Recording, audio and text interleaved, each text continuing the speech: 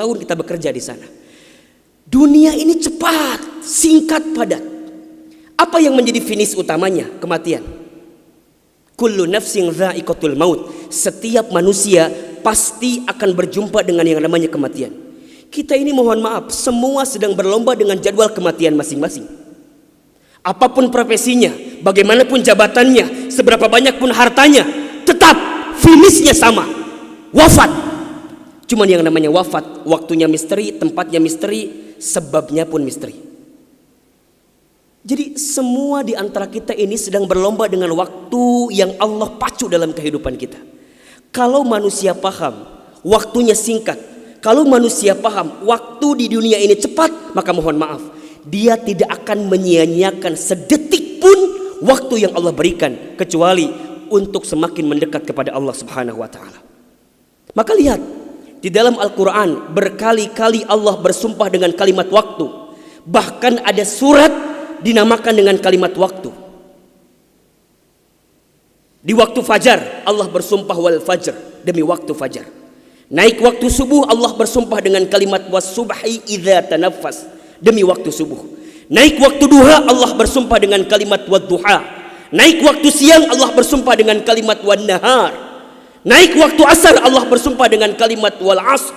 Naik waktu malam Allah bersumpah dengan kalimat wal lail. Bahkan di sepertiga malam pun Allah bersumpah wa minal lail. Apa maknanya? Allah ingin ingatkan kita semua manusia yang diberikan kesempatan hidup di dunia. Hei manusia, hidup kamu singkat, cepat, padat, maka jangan pernah sia-siakan, kecuali untuk bisa mendekat kepada Allah Subhanahu wa taala. Yang bekerja harus punya target. Yang punya perusahaan harus punya target. Yang usaha, yang bisnis harus punya target. Apa targetnya? Bukan dunia, akhirat. Kalau target kita dunia, apa bedanya dengan orang yang tidak beriman? Yang bekerja mohon maaf, kalau yang antum cari gaji setiap tanggal 25, kalau yang antum tunggu-tunggu gaji setiap tanggal 1, apa bedanya dengan orang yang tidak beriman? Mereka juga sama menanti itu. Mereka juga sama merindukan gaji itu. Tapi yang membedakan di antara kita dengan orang yang tidak beriman adalah setiap helaan napasnya, setiap langkahnya kita gunakan untuk bisa semakin mendekat kepada Allah Subhanahu wa taala. Maka lihat ciri yang kedua. Dunia itu karakternya wamal hayatud dunya illa laibun walahun. Dunia ini permainan dan senda gurau belaka. Al-An'am ayat 32. Hati-hati. Siapapun di antara kita yang barangkali hari ini fokusnya dunia, siap-siap kita akan dipermainkan oleh dunia.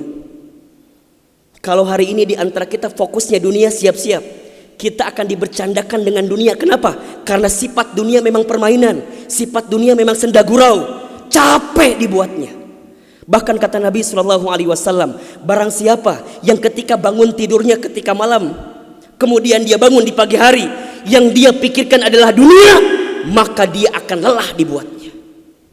Ustadz, jadi nggak boleh nyari dunia? Kata siapa? Silahkan cari dunia, tapi orientasinya jangan dunia. Kalau tidak boleh nyari dunia, mohon maaf, banyak para sahabat yang kaya. Abdurrahman bin Auf pengusaha kaya, Utsman bin Affan pengusaha kaya, bahkan sampai sekarang rekening wakafnya masih nyampe rekening atas nama Utsman bin Affan.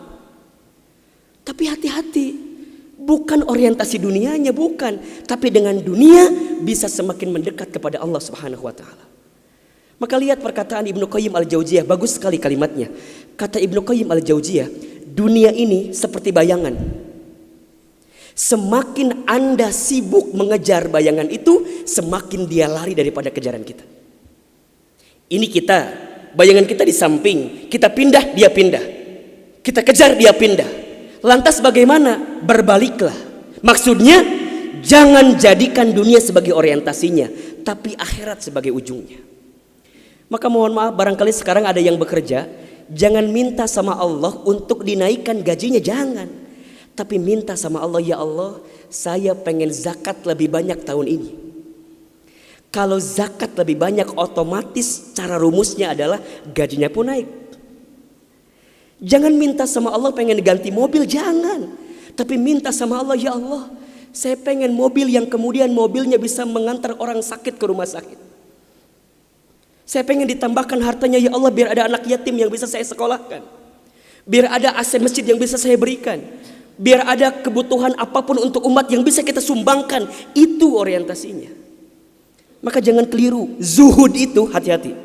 Zuhud itu bukan berarti benci dengan dunia, bukan.